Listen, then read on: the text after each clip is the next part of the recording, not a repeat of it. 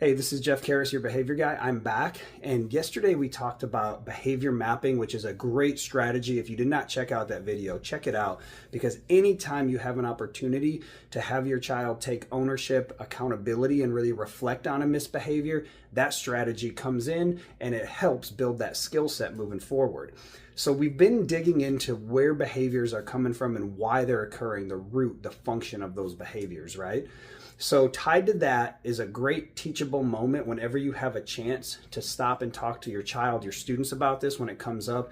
It's a great lesson, and it's about understanding others' perspectives. That's a great word, perspective, to teach a child, because children only see their world and they think their perspective of everything that's happening is accurate. And they never stop to think that maybe the perspective or the perception of others is different than what they feel it is.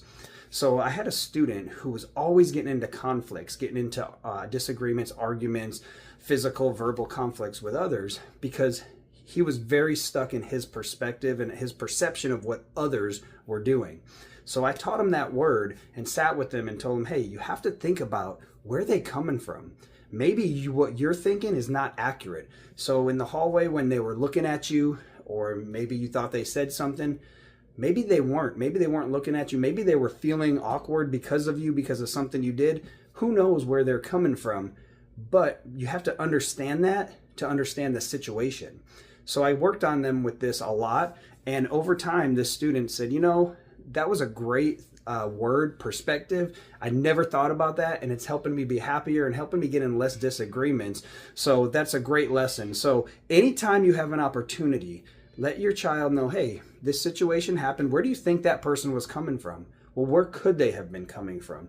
And teach them to communicate effectively when they're misunderstood too, because a lot of times a child will say, no, I didn't do that. I didn't do that. I didn't mean to do that.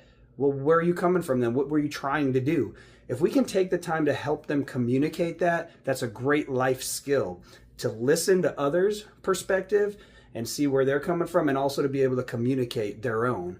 That'll help navigate through different conflicts that could arise. So that's a great lesson. Take that with you. This is Jeff Karras, your behavior guy. I'll see you later.